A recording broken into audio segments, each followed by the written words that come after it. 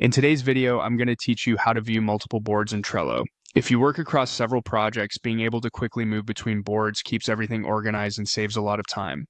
I'll walk you through the exact flow Trello provides so you can jump from one board to another without losing your place. Start by opening Trello and heading to the main boards area. This is where all your boards live, grouped by the workspaces you're part of. From the home screen, look over to the left sidebar and select Boards. This opens the board directory, showing the boards you've recently visited, those you have access to, and any that are shared with your team. Next, choose the board you want to work in by clicking it. That takes you inside the board, where you'll see your lists, cards, and any active tasks. Now, here's the trick for moving among boards without going back to the home screen each time.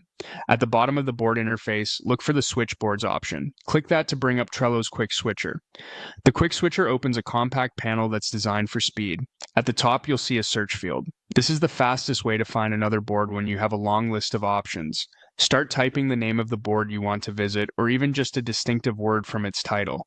As you type, Trello filters your boards in real time, showing the closest matches so you don't have to scroll. When you see the board you want, click it. Trello immediately takes you to that board. From there, you can repeat the same process anytime you need to move again. Open switchboards, search, and click. It's smooth, it's consistent, and it keeps you focused on the work in front of you instead of navigating around the app. A couple of quick tips to make this even easier. Keep your board names clear and consistent so they're easy to search. If you collaborate across multiple workspaces, be mindful of which workspace a board belongs to, as that influences what you see in your list. And if you ever feel like your board list is getting cluttered, consider archiving or renaming boards you no longer use, so the search results remain clean and relevant. That's all there is to it. By using the boards view, opening a board, and then relying on switchboards with the search field, you can move through your Trello boards quickly and confidently.